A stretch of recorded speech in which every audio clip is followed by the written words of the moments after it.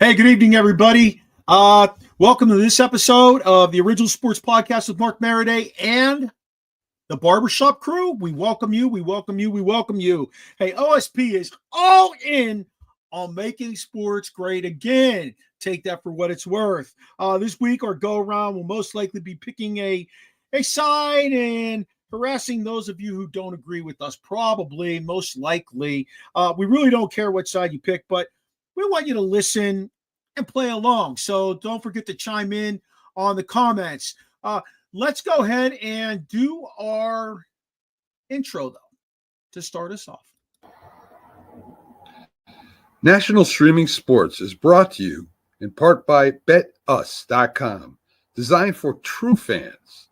NFL odds, Week 1 and futures, college football odds, including Heisman Trophy favorites and playoff odds, NBA odds of division winners and playoffs, Major League Baseball playoff and World Series odds, the National Hockey League Conference playoffs and Stanley Cup odds, and boxing wagers.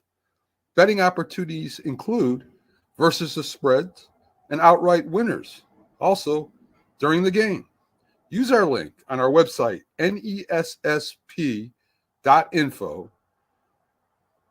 the Bet Us Opportunities webpage, for a 125% bonus on your first 3 deposits.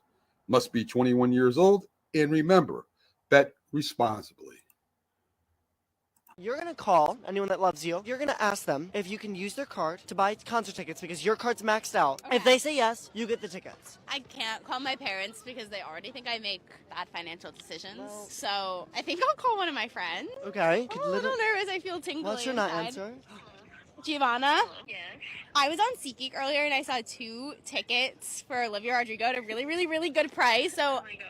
I maxed my credit card out by accident last week. Do you think I could use yours to buy the tickets? Oh my god, yes. Did I what? Yeah, you got the tickets. You got the tickets. I just want tickets. We're going to go to the concert together. Giovanna, I'll call you later. Love you. Thanks for picking up. Oh my god. I'm going to see Olivia Rodrigo. Yes, thank you, SeatGeek. Ladies and gentlemen, boys and girls around the world, it's time to experience the O's on the Original Sports Podcast.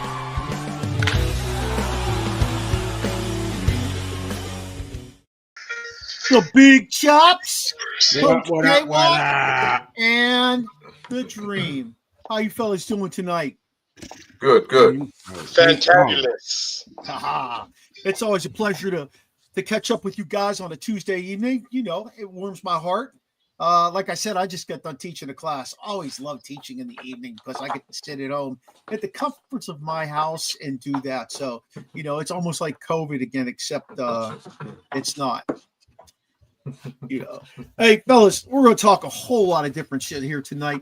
Chops, I know you watched it, so tell me, what do these numbers all mean to you? 2, 8, 14, 20, 27, 40, 58, and 0. You hit the lottery, Chops? No. 2, 24, 48. 2, 8, 14, 20, 27, 40, 58, and 0. I have no idea. Oh, those are all about the Tyson. Those are all about the Tyson Jake Paul And fight. If 2-minute rounds, 2-minute rounds, 8 rounds, 14-ounce gloves. Yeah, that's the direction we were headed there. No, it kills me that fight had so many people tune into it and put as much money on it as they did, because that shows where we are now. When there are real guys out there, true athletes, true pugilists out there doing it. And you have, and the crazy part is, I hate to be a conspiracy theorist. It was fixed. It was this, it was that. Tyson was 58. I get that. But when you go back and rewatch it, you see Tyson where he sees some of these shots he wanted to throw. Yes. He knew the left hook was there. He knew the overhand right was there. You saw when he popped the jab first round and he stuck him with that jab, and your boy Paul took what, 3 good steps back. It was man, look, Tyson, if you noticed, he never threw an uppercut. It was written in the contract, the longer the fight went, the more he Money made. he got. That like there are certain things, man, with the muscle memory when you're boxing, hitting the bag, you don't forget. Tyson's hook to the body, never reloading, and just throwing that uppercut with the right hook, right uppercut. That's what he damn near knocked off Jose Ribalta's head with that shot. Yes, he did. He didn't even throw an uppercut. It was hard for me to watch, man. It was hard for me to watch. That's where the 20 is how much money he made by lasting 8 rounds. I know. And the 40 is what Jake Paul got. Crazy. Have you seen, and Jake Paul's 27 years old, have you seen a list of guys that he's fought? I didn't realize what bums he fought. He shouldn't even say he's a boxer. I'll tell you what, Gene, you talk about bums in the NFL. Oh my God. Like, these dudes are garbage. And the crazy part is the only one that was a real fighter was Fury, and that's his loss. That's his loss. Yeah. Yep. And the crazy part is it was an 8-round fight. He knocked Fury down in that fight. Yeah. Fury still won. When you know how the judging works in boxing, when you get knocked down, it's automatically a 10-8 round. I don't care if I hit you 47 times in a round and you only hit me once and I fall. I automatically lost that round because I got knocked down.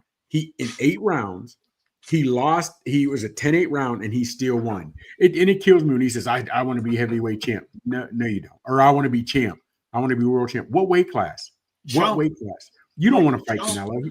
So is that a you know what you said with the 10-8 round? So is that something that boxing may need to look at? You know, where somebody gets knocked down like that, where it's automatic? Well, no, because see that's the difference between pro boxing and amateur. Because an amateur, if you and I are fighting and you hit me 10 times, I hit you 3, but I knock you down, doesn't matter. You still win that amateur round because you hit me more. But in the pro round, as soon as you knock me down, it's a 10-8. If you knock me down a second, it's a 10-7. That's why a lot of times you see the 3 knockdown rule. If you have that 3 knockdown rule, rather than a 10-6 round, they'll just finish it. But it kills me that they made that much. I hated it. Who's he fighting next? He's got to go Fury. He's got to fight Fury. That's who he lost to. He won't. Right? He won't fight Fury. He's called out. He called out Canelo. He's not going to fight Canelo. You figure, fellas, he weighed in at almost 230. That is a legit heavyweight. There's no way. I wouldn't put him in with Benavidez at 174, Bivol at 174. They killed Canelo at 174. Hell, Crawford at 130, at 154 would destroy him. He's not going to fight anybody real, man. He's not going to fight anybody. Not trying to be funny. I don't respect what he's doing in the aspect of boxing and being a fighter. But when you can make $40 million, and John Jones fought the next day, he walked away with 4.5. John Jones is one of the baddest men on the planet. And it kills me. Oh, it was hot. It was hot. It was hard for me to watch, fellas. I heard Conor McGregor challenged him to do an MMA fight. I would not do that. There's no way in the world. No. Fellas, you'll see MMA guys go to boxing and they'll take their licks, whatever have you. You're not. There was one guy, a boxer, Ray Mercer, that went to MMA. He did okay. But hell, James Toney, Boxing Hall of Fame, he went to MMA in 1 round. Couture destroyed him. They're not going to do that. I don't think, dude. Getting an elbow bounced off your head, that's something, fellas. I've been to tell you the truth, I don't want to see either of those guys in a ring again. I definitely don't want to see Tyson. He's an old ass man. He looks so fucking old. He was like dangerously old looking. That was scary. Yeah, and the worst part about it, fellas, you saw him hitting the mitts. You don't lose the form. Yeah. Even if you saw Ali at 60, when Ali would dance and throw the jab, it wasn't as fast as he was when he was 20, but he still had the form. Tyson wasn't even showing form. That's what was like. Yeah. It was rough to watch, man. It was rough. It was rough. What's the next big boxing match out there, Chops, that we need to hone in on? It'll be Fury. It'll be Fury and Usyk. You think Fury and when are they going to do that one? What did they say? It is December. I can't think of the date. Fury and Usyk are in December. Then Garcia, who beat Haney and suspended, he's fighting over in Saudi Arabia. in January. But Usyk and Fury are the next big fight. That's the next big. What's the big draw to fight in Saudi Arabia right now? I'm noticing the money. Big dog. Yeah. If you start going, next time you see a fight and it's over in Saudi, and they call him Sheik, Ali Sheik, the Turk. When you see him, when he puts it on, first row, all you see is all those Saudi princes and all their guards. That's big money, man. That's big money. Big money. Fury Usyk 21st. Mm-hmm. what is it? You have to check out that golf too. It's the same thing with the Saudi League with the golf. It's all about that. That's why those guys went over there. Yeah, I mean they just hand it out. I didn't hear as much about it this year though as I did the first year. Mm-hmm. They're coming back. They sort of worked it out where they're combining a little bit and working out, but they were hot. That Saudi money, dog, and it can't. Yeah. And the boxers, and here's the thing, like with a lot of those golfers that stayed, and you had some of the older golfers or some of the guys who were established and realized, I've done what I want to do here in the States. Let me go make this Saudi money. Where you got a lot of these boxers who are young and up and comers, and they don't have ties to the Mirage. They don't have ties to Caesars in Vegas. And they're like, you know what? I'm a free agent. I'm going to the highest bidder. And when the Saudi money comes in, fellas, let's put it this way. Don King reached out to Turk, the Saudi guy who's been putting all these fights on, begging him, let's do a fight together. Don King, yes, old ass Don King is going to him, hey man, let's team up. Because that dude's taking over, he's doing his own thing. He don't need. What's he going to do with all that money if he gets it, Don King? He's like 90. Yes. Terrible. Only in America. Yeah. They say, but if he can get the money, he ain't gonna don't turn down nothing but his collar. Hey, Don King, chopping gravy. That's what he's doing. Hey, did you guys see Hawk Tuah was there? She came in with her posse. What the hell's that? Can we stop now with that girl, please? Yeah, I didn't see that part. But fellas, think about that.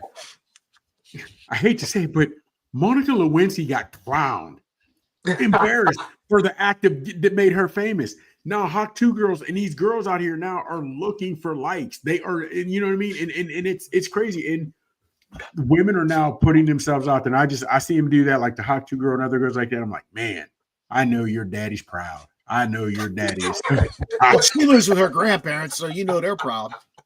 Wow. This is a different time, man. Different time. Yeah, it is. You're right. You're right, Waddy. Yes. Hey, Yes. let's jump on to something realistic now. Let's go to this. The Giants are sitting Daniel Jones strictly for business decisions. If he gets hurt this season, he'd be guaranteed $23 million next year.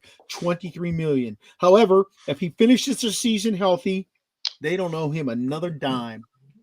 Thoughts on Daniel Jones and his piss poor play for the New York Giants and them sitting him?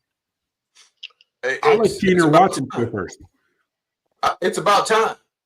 I mean, to be honest with you, he probably shouldn't have started the year.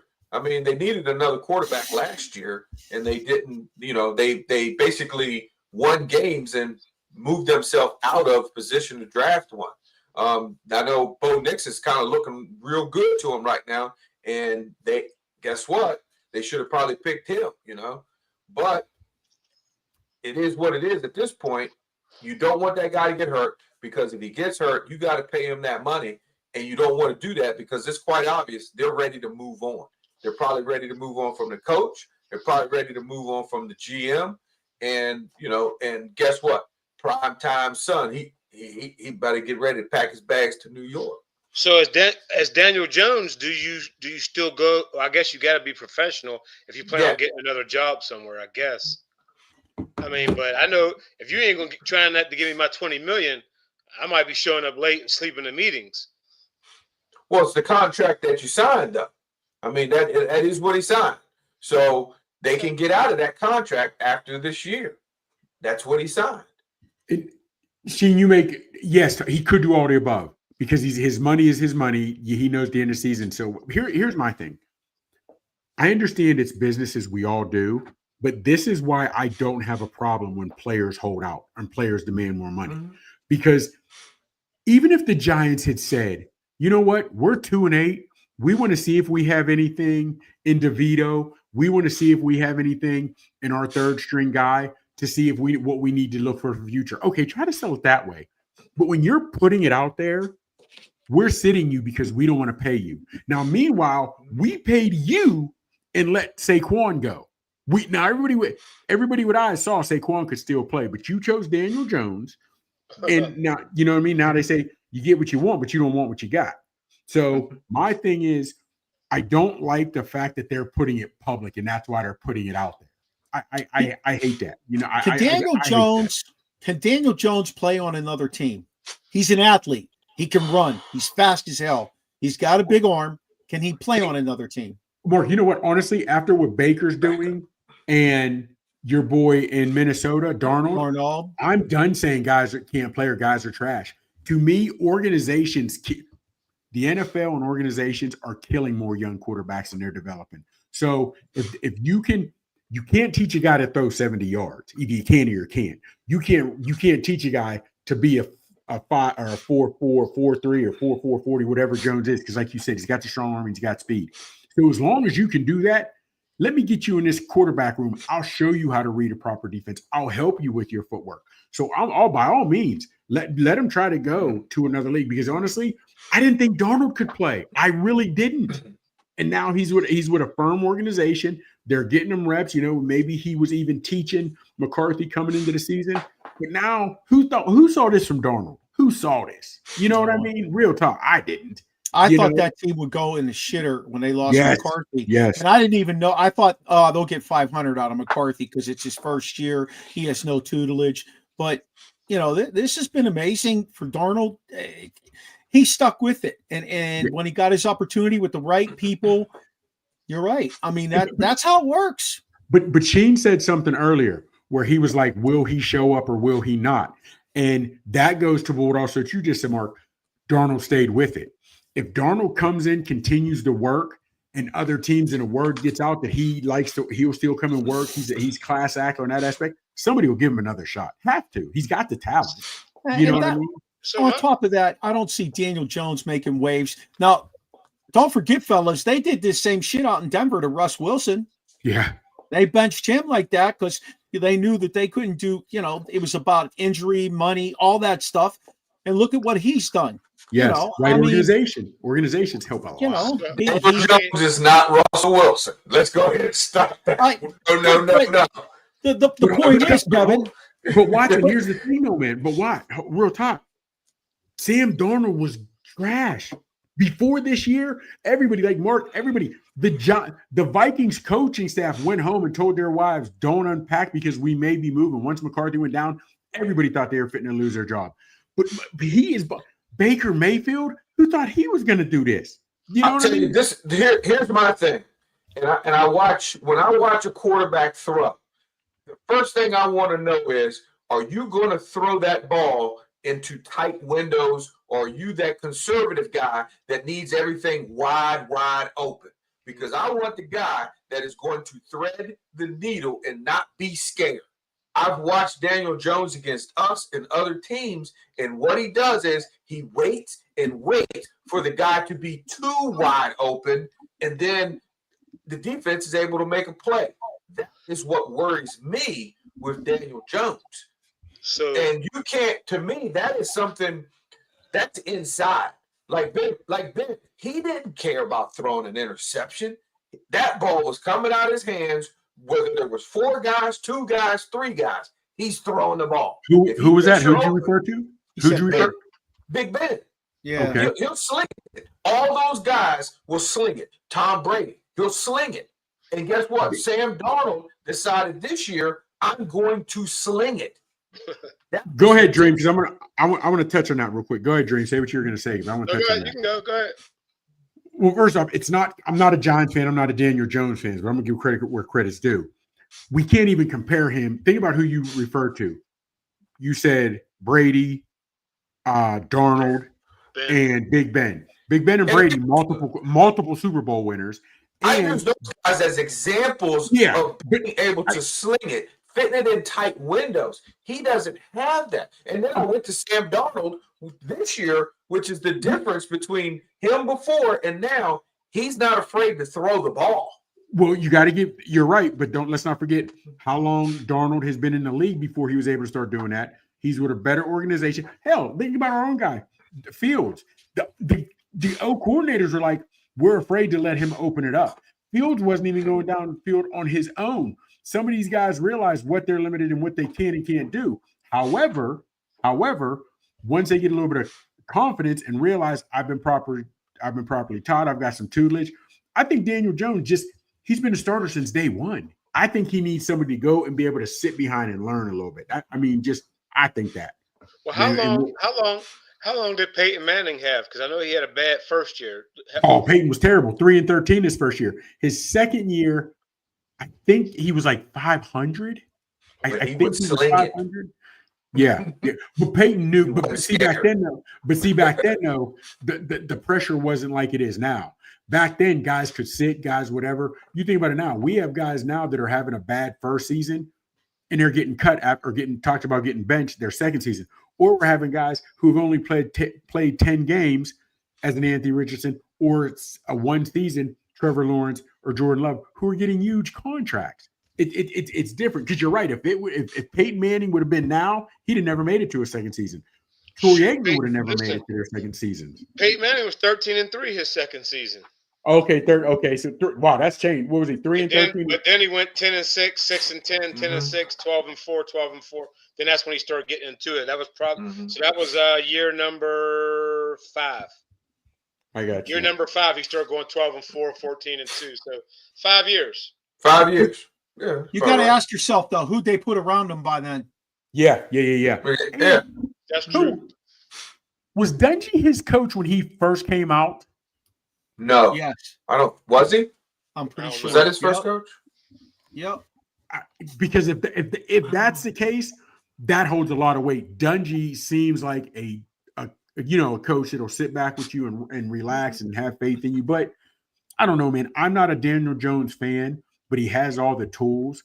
And after seeing what Baker did and seeing what Darnold did, I believe it can be done. Now, same could have been said for Manziel. Manziel had no work ethic. Same could have been said for Jamarcus Russell. He had no work ethic. Yeah. So now it's going to come down to Jones, or you want to put the time in. You want to put the time in. I think he'll catch on somewhere else. It was Dungy. Okay. And then Frank Reich. Okay. He actually did well under Frank Reich. Yeah. That was his thing. Yeah. Ooh. And Jeff Saturday. No. Oh, that was the man right there. Fellas, I want to show you something here. This is what you were talking about, Chops, and I want you to watch this. This is the all-22 of the Steelers. This is the opening drive. I want you to watch the guy running behind the linebackers and then watch where Russell Wilson goes, okay? Let's do this. All right, here we go. Let's do this.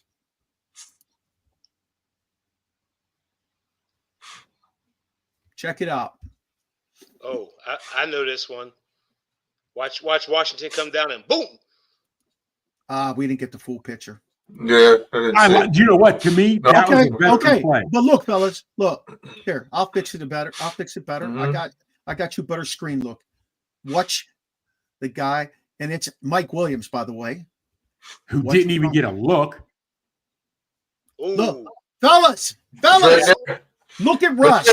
Yeah. Look at Russ, okay? I could pull you up in the first quarter alone. I watched the all-22 today. I could pull you up in the first quarter alone.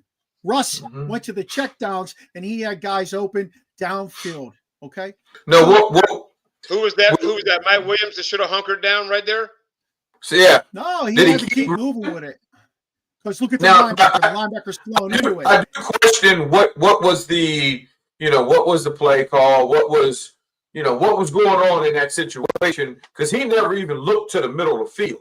He never even looked right there. So it was first down. Yeah. It was the first play. The Steelers' first play on offense. That's what I'm saying. So did he automatically say that's where he was going? What was the case there? Obviously, by the looks of it, but why would you have all those other routes running with one guy open behind it? I'm telling you, in the first quarter alone, he had 3 guys open downfield, and he checked down. There was another play to Jalen Warren. He checked down. So here you go. If you want to keep Daniel Jones in the league, this is the direction you got to go with that kid. Instead of looking for that tight window, like Kevin said, you should check down. Let those guys run with it. Yards after catch. I was evaluating it because I wanted to figure out how this team can get a guy like Calvin Austin involved in this offense better. Because they went downfield to Calvin Austin. What are you saying, Chops? I can't do it. He's dropped last 2 games. He's dropped passes he should have had. Okay. Now again, everybody was saying we need number 2. I need Williams. I need to see Williams. I want him to go to Williams. Listen. You know what you do with Calvin Austin? I'm gonna remember Edelman. Remember Woodhead. Remember those guys? Those guys come off the line of scrimmage 2 yards. You hit them with the ball and you let them run with the ball.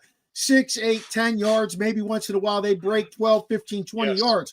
That's the kind of guy he is. Why the Steelers are trying to use him different than the kind of guy he is beyond me. He's not a number 2. He's a number 3. He's a number 3 out of the slot. He can catch that ball right off the line of scrimmage. He can make people miss because of his elusiveness, but they don't use him right. I wanted to show you the clip of Russ, and I wanted to tell you what I thought about Calvin Austin because we're talking about quarterbacks who aren't successful. Russ, to me, is doing a decent job for the Steelers. He played well the first game. He played well half of the second game, and then he played poor the other half of the second game, and he really did not play that great this game. His throw to Darnell Washington in the back of the end zone is Darnell Washington's fault, though, fellas. That's Darnell Washington's fault. He had to jump 5 inches in the air, and his arms would have grabbed that ball. He'd have had a touchdown. They'd have had at least a 10-point lead. Here's my thing, though, Mark, where I got to push back on you. Against the Commanders, everybody was thinking that was a top 1 or 2 Lions clear number 1 in the NFC. 2 weeks ago, everybody was looking at the Commanders as the number 2 team in the NFC. So the Steelers went on the road, and that was a hell of a game. So I didn't expect him to show out. Yesterday or this week against the Ravens, man, that's a divisional opponent. Their last 8, 9, 10 games, whatever it is, has been decided by 1 score. I was happy with that, not making mistakes. Not making mistakes, not trying to throw the moon balls, whatever have you, because those are important games.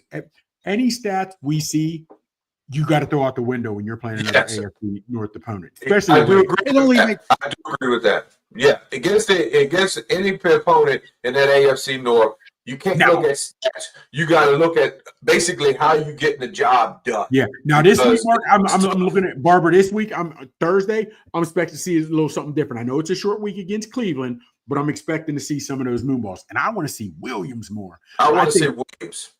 I think everybody. Well, he had him. He had 2 targets this game. He didn't catch either one of them. He had him on that first one right there, first play of the game. That could have set the tone right there because that guy was 5 yards behind the linebacker. So you think he's not going to turn it upfield and get you a lot more yardage? Okay, last 9 games, the Steelers and Ravens, fellas. The Steelers won 8 of those 9.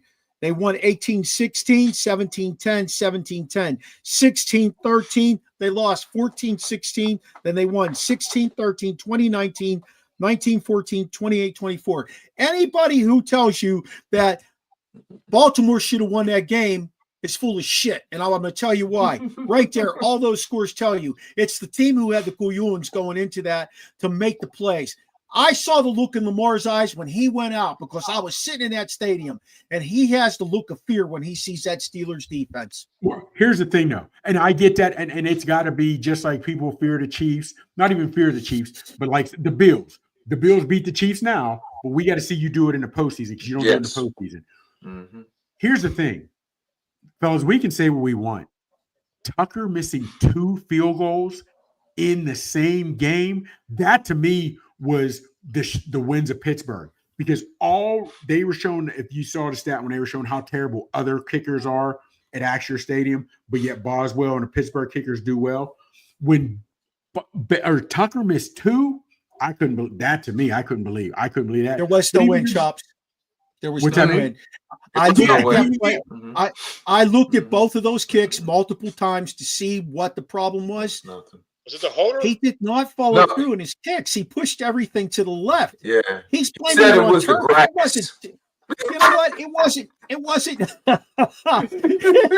It wasn't. It had shit to do with the turf because Boswell kicked down the same end over 50 yards twice. Don't give me that shit. It's about the turf. Take your lumps, bro, because I'll tell you what, he's not having a season he had before. Maybe we're seeing a downward spiral. He's a great kicker. I'm not going to take that away from him, but every dog has his day. Every dog has his day. I'm calling it now. Put it on wax. You will see Tucker get back to form, and as soon as he plays the Steelers again, he's going to have some – I don't know what it is. When Steelers-Ravens – come on. 9 games all within one score. 9 games. Dog, they're in their head. There's something to that. Yeah. Think about it. So I don't think Tucker falling off a cliff, but I think like they're in his head. The Steelers are in his head, not the other teams. When there's a team in somebody's head, it doesn't matter. It doesn't matter. When Watson and I coached together, I noticed his JV high school football, just JV. But we had a team to be reckoned with. One of the first 2 years we coached, it might have even been the first year, and we went over to Gaithersburg, and we were a much better team than them. But because Watkins Mule had not beat this team for years, we were the better team. They beat us because they were in our kids' heads, not mine and Watson's, in the kids' heads. Yeah. The kids' heads. Hey, let's move on. Let's do this, fellas. Is Penn State overrated? Listen to this. Yes. All right.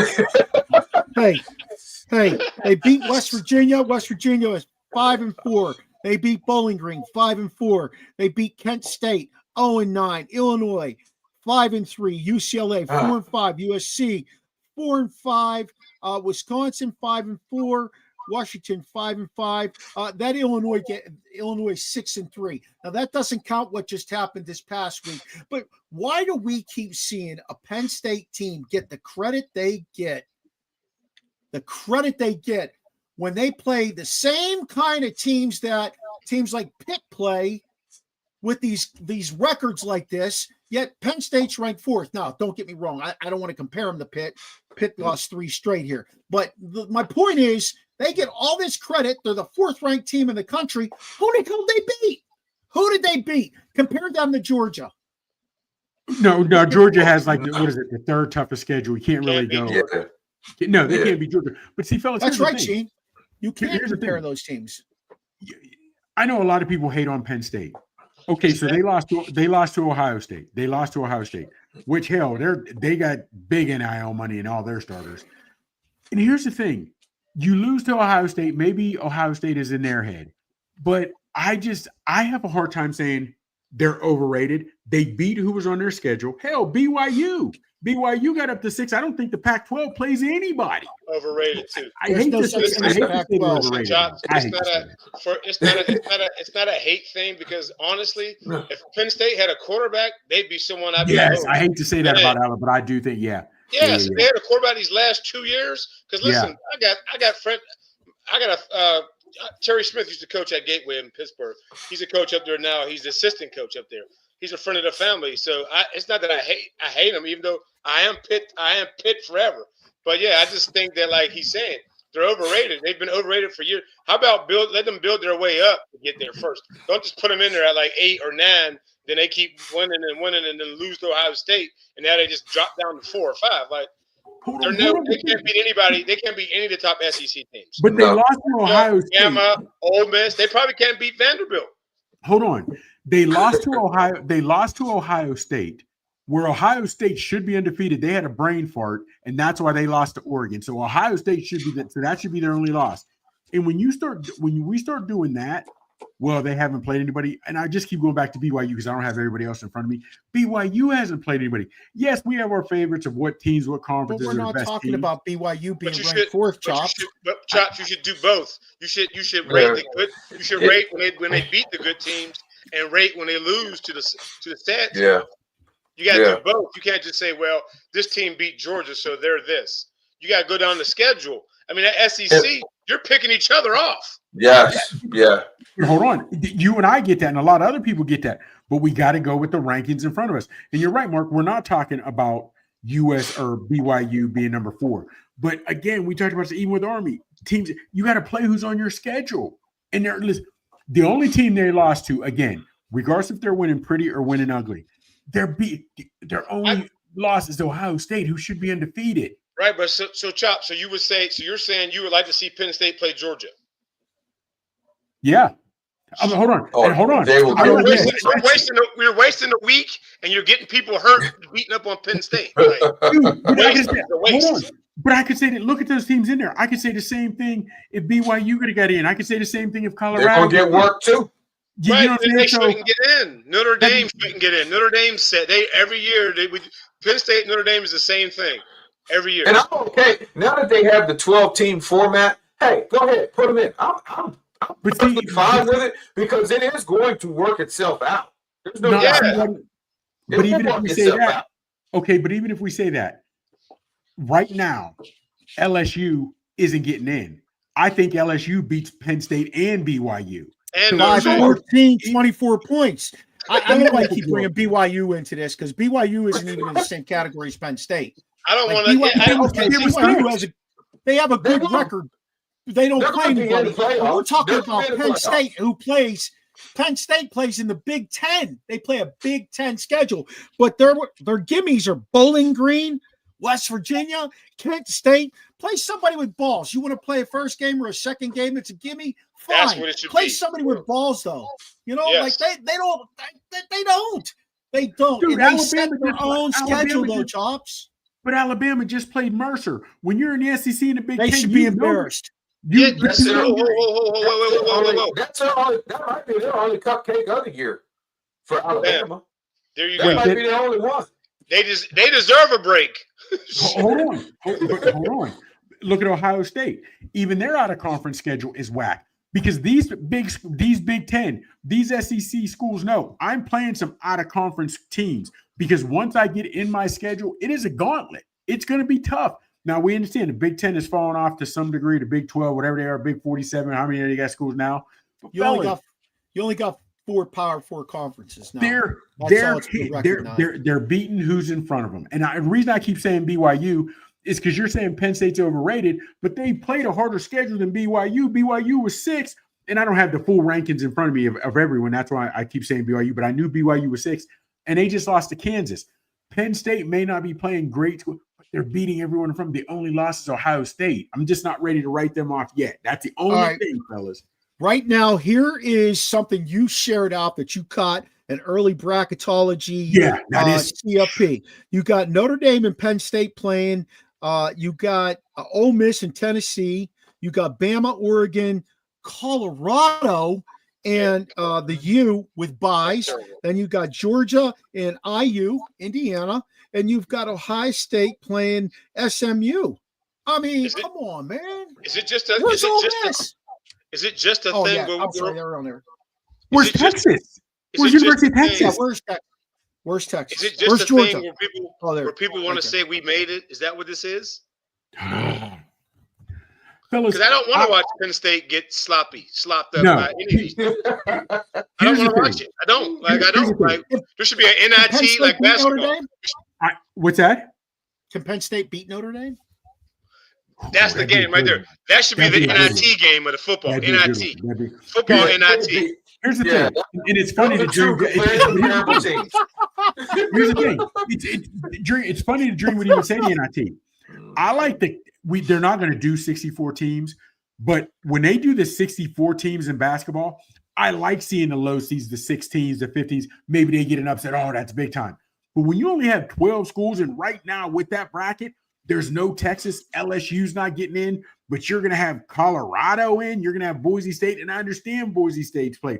But if you got Boise State and Texas, Boise State and LSU playing on a neutral field, who are you going with? Yeah, Boise State's actually playing Ohio State. I'm sorry I said SMU. You said Texas and Boise State. Who am I going with? Yes. Texas. Exactly. But in this bracket, Texas doesn't even make it the way it's lined up. And like a Pac-12 winner gets in. Yeah, crazy. Why? Boise shouldn't make it. I don't want to see Boise. Boise, BYU, Penn State, Notre Dame, NIT football. There we go. I would even say Indiana. NIT. Yes. NIT. But then, okay. All by respect for him. But then it comes down to this. If Boise State has a great year, only finishes with 1 loss, are we picking the best 12 teams in the country, or are you picking the best best 12 teams that deserve it. I want to see the best 12 teams. I want best 12 teams, right? Okay. Notre Dame is You're not going to get that. How many times have we had this discussion with Notre Dame? You're not going to get Every year we have this Notre Dame discussion. Every year. Them two. They're the best four. Notre Dame. That's it. Same thing. But except Notre Dame got bad blacks. They got all the bad blacks. They slow. What's that thing? They're slow. No, he didn't. No, like where'd you find a slow black dude? Like where are you finding a slow black dude? Oh my God. Where you get these guys from? Where are you finding a black dude who can't catch? Where are in you the suburbs? They get him in the suburbs. He need to stop. Yes. Hey, let's stay with college football here. Do you guys agree with Prime having a say-so in where Shador and Travis Hunter go? Because he said he's not going to let him go to a garbage NFL team. You guys think that's right? Absolutely. I'm fully with it. And the way he said privately, he didn't. Hold on real quick. I say privately. Go ahead. I want to hear it. I say privately. He said he would do it privately. He wasn't trying to grandstand like Archie Manning did. He wasn't trying to grandstand like Jack Elway did with John and telling him he's not going to Indianapolis, whatever have you. But fellas, say what you want. Even if you weren't a Bryce fan from Alabama, if you weren't a Darnold fan, if you weren't a Zach Wilson fan, whatever have you, if you weren't a Daniel Jones fan, or hell, if you weren't a Browns fan, we've got to realize there are some terrible organizations out there that will destroy a young guy who has all the talent in the world. So, and I don't have any kids. You guys do. Is he doing anything that you guys wouldn't do to help your children if you had that pool? And that's exactly what I was going to say. If that was my kid, you're right. I am all up in the business because there's no. Why is it okay for Manning to do it and he can't do it? Why is that okay? Why is it okay for Elway to do it? He can't do it. So when I answer this question, I'm not saying that it's okay for Manning, but that Dion, it's just for me personally. I'm a competitor. So I want to raise competitor. I want you to go somewhere and make a name. When they say, "Oh, they was 3-13 for the last 4 years." He came. Now they're 13-3. Like what? So what team are you trying to direct him to? Like, what if it's a team that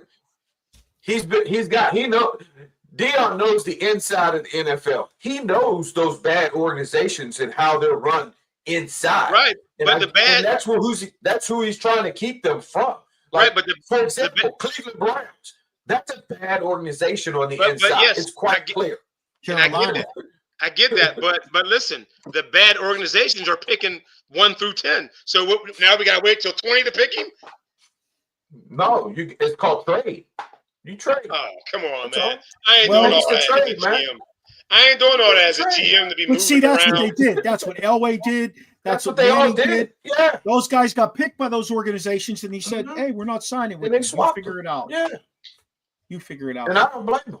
If that's the choice you want to make, that's fine. But don't make it sound like you're going to pick the team your kid goes to. That's my problem with it. Don't tell me where your kid's going to go. Now, I will say that the hot rumor, and I believe this might happen. To tell you the truth, is that Dion's going to end up down in Dallas because he's got roots there, and he ends up there. I see them moving on from Dak if somebody will take that big contract and then bringing Shador there.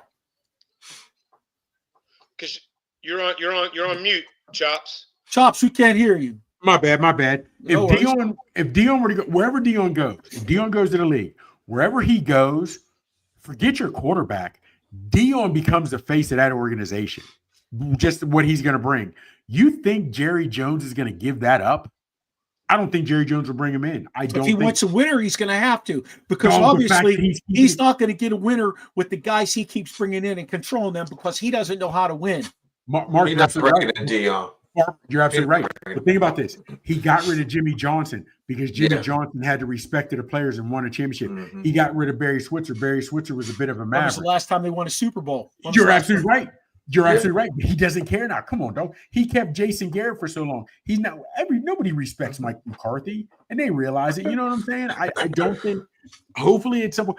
I don't see the Cowboys turning around until Jerry is gone. And I mean, gone is in no longer on this earth because he's not going to give it up to his sons. Fellas, he's not going to change. Think about it. Washington, if the league hadn't made your boy Sale, if they hadn't made Snyder Sale, they'd still be cellar dwellers. How can they do that in Pittsburgh with the baseball team? I need something to happen there. I'm going to get to that, though. We're going to talk Skeens. But, hey, since we're on the subject of some shitty quarterback play and stuff like that, let's talk Aaron Rodgers just a little bit. Look, he's calling all the shots in New York. He got the GM fired today. He got the head coach fired. They're 1-7 since the head coach got fired. This guy's calling all the shots. He's 40 years old. He sucks now. He shows absolutely. He's brought in all his guys. He's doing nothing. He's not the guy he used to be. I didn't even like him then, but come on, man. But here's the thing. All their chips into the middle of the table for a 40-year-old washed-up quarterback. But here's the thing. Even with LeBron, and when there's been some other plays where they basically they're given the keys to the organization. And it's never worked out. And to be honest with you, I'm not a big LeBron fan, but you got to give him credit. He's doing things the right way. He doesn't get in trouble off court, saying whatever, trying to do right things.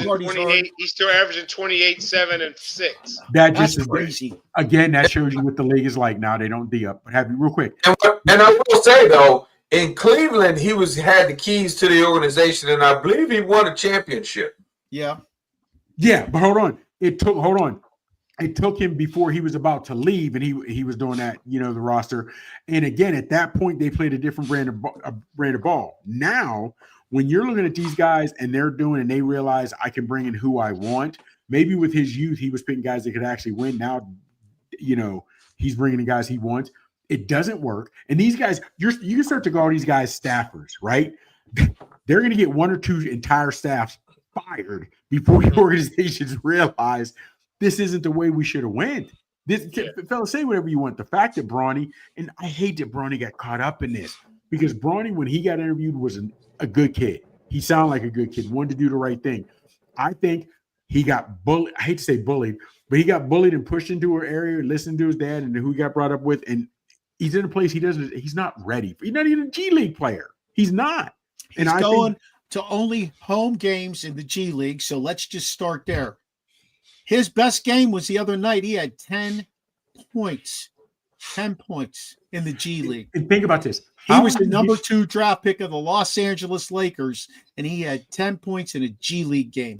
Fellas, and think about this. Name me a player that you can think of that got better missing games. The fact that he's only playing home games, not traveling, not playing on the road, whatever, that means you're missing actual real playing time. And you guys all know whatever goes on in practice is not the same as real live reps. You don't get better by not playing. I don't know. I just don't know. I just Johnny Hawkins.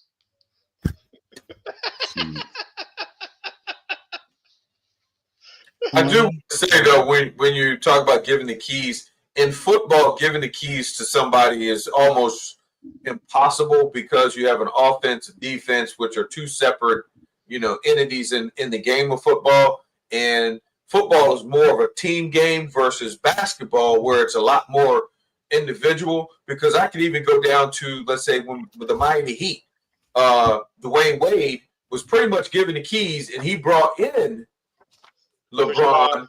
Yes, he brought those guys in. So I think in basketball, it's a little bit easier to give somebody the keys and be a little bit more successful than what it is in the NFL. I think it's absolutely impossible. Oh, you're right. But watch. Also, you said, first off, you had said pretty much, and he recruited, which wasn't hard to recruit guys to Florida for no state income tax and the great weather and all that. He didn't have say over the coaching, all that. He didn't have say over the coach and different, you know what I mean? So, and I just think with LeBron having say over the coach. He had to give his blessing for him to join that team. He had to give the okay. Yes, he did. Yes, he did. Hey, let's circle back. Let's stay with the Jets, though, because I've had enough of the LeBron thing. I'm waiting for that. And I know I said this to you guys before on here. I'm waiting for that group of superstars to move on so I can get interested in the NBA game again. They don't hold my attention ever. It's not going to happen because these kids now aren't. We're Yeah, done. I mean, It just doesn't. I mean, Lies. who you trying to get into? I mean, yeah, it's all pretty much the same. Yeah, that's what I'm Yeah. saying. Like, I Yeah. don't want to see It's that hard. anymore. I want some of these hard. kids that are playing in the NCAA that are tough to come Right. over and start playing some NBA basketball. That's who you should be watching, the NCAA guys. I do. Yeah. That's Yeah. what I watch. That's what I Yeah. watch. I don't do NBA. You know, I can't. I can't. No. It's the same thing every year, especially because we live down here in the DC corridor. I'd love to get into the Wizards because they have all garbage players, but they lose every freaking year. They got all this money, and how do you have all that money and you lose every year? Like, how does that happen? They don't have anybody. They don't have that marketability. They don't have the superstar that can go get other players to bring in. They don't have that. Why can't they get that guy, Kevin? That's my question is, why couldn't Durant come home and build around him? Why not? I think it's something with the organization. Well, for Durant, you can't come home. He's from PG, and you know how that goes. There'll be all kind of PG stuff going on. We don't want that in the Capitol. Sorry. It is what it is. But going back to the Jets, hey, I don't know if it was Sheen or Chops. One of you guys said, the Jets should have just stuck with Zach Wilson, build around him. Yeah, it was Sheen. Build around Zach Wilson. Zach Wilson had as many wins as Aaron Rodgers. You know, he's a young kid. I don't think Watson likes that. I don't know if that means he likes it or he doesn't like it. No, I can't.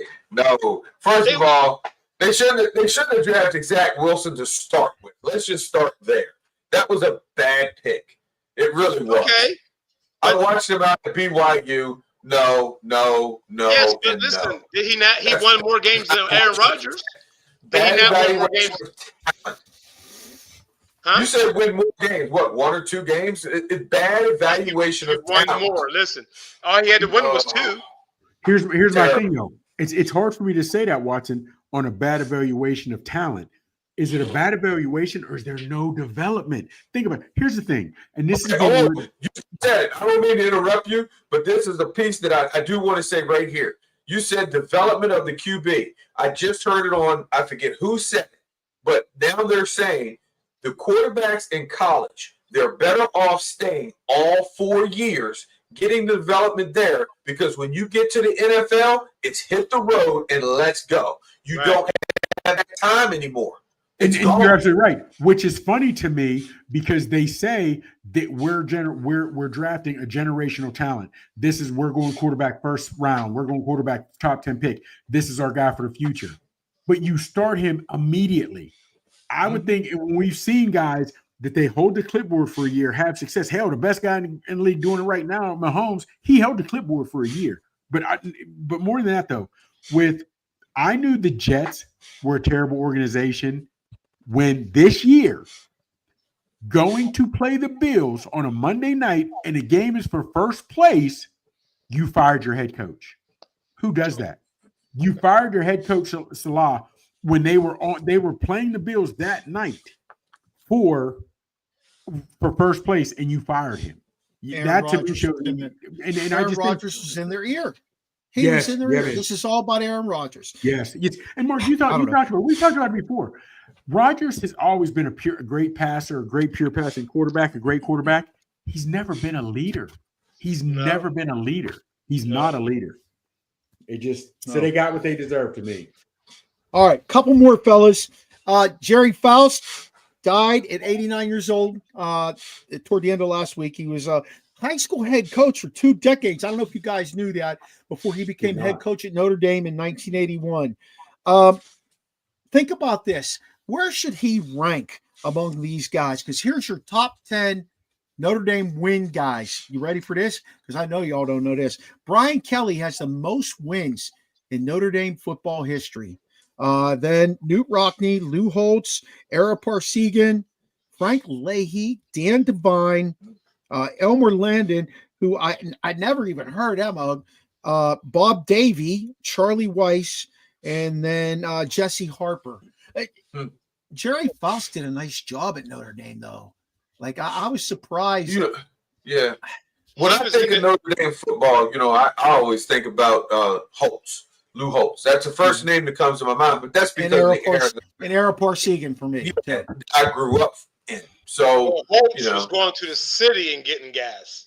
He wasn't getting suburban gas. He was getting Ricky Waters. You're right. Pat Terrell. Who else? McDonald. He had some city guys. Trust me, I'm telling you, man. He had some players. He did. He was. The Rocket's from Wilkesboro. He ain't from the city. I'm sorry. Do you think the school has to say so? Do you think they apply? Do you think they apply the grade thing a little bit more at Notre Dame when you're recruiting these kids than they do at other schools? That's a good question. I know some schools, for example, the University of Virginia, that's one of their biggest issues is the grade piece. They hold the coaches to the fire on that. There's no they don't make any adjustments. They don't bend. That's why they get 3 stars versus the 4 and the 5 stars, and they'll never be able to compete with those the big guys. We've had this talk and we laugh about it, but you need about 5 or 6 guys with IEPs. About 5 or 6. Yeah. You do. You do. Yeah. And then hold on. Like Chops was like, they get in trouble at Georgia. You need about 4 or 5 to get in trouble. Don't hurt any women or kids. I don't do that, but you know what I mean? You could beat up a couple of students at the bar. You could do that. You know what I'm saying? That kind of stuff. Steal laptops. You can steal laptops. Oh my gosh. So you need to play for Georgia now if you do that, right, Chops? Yeah. You're a Georgia Bulldog. Man, I agree with you, Kevin. No, if I'm ranking these guys, though, it's Holtz and Parsegan at the top. I don't care how many wins Brian Kelly had. That means shit to me. Okay, when I think of Notre Dame football, I'm right there with you. Yeah, I forgot he coached there. You're going over Newt Rockney. I mean, everybody loves Newt. You're going those guys over Newt. Well, I think Newt Rockney. That's totally different. I mean, shoot, the football. That's 1918 to 1930. That is leather helmets. I know. True that. Hey, I didn't say it. True that. I'm damn well proud I said it. The movie Newt Rockney. I watched it several times. Never. But it's never. It gets no play on my TV. 0. None. Hey, listen though, because it's getting late, and I got something for y'all before we go to the next thing. Did you guys know that the Saints scored more touchdowns at AT&T Field than the Cowboys this year? No, I didn't know that. I did not know that. Cowboys played 5 games there. Saints played 1. Oh wow! I did not know that. Hey, when you got a beast like Taysom Hill on your squad, I mean, what can I say? That man had 45. I picked him up off the free agent wire as my tight end. He had 45 points for me this week. Wow! He had a monstrous game. Monstrous. Hey, I got it. 1.5 more for you. Paul Skeens is the first rookie to be a Cy Young finalist since Miami's Jose Fernandez in 2013.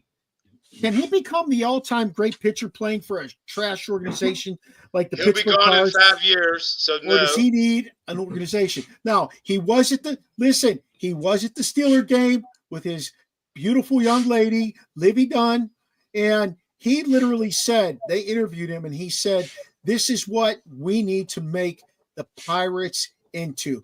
He absorbed what he saw there. He said, we've got to start doing things the right way. I think once a guy like that starts speaking up, and you know that it's time for the change. It's time for the change. Legacy, loyalty. Which one are you gonna go for? Well, he could do legacy anyway.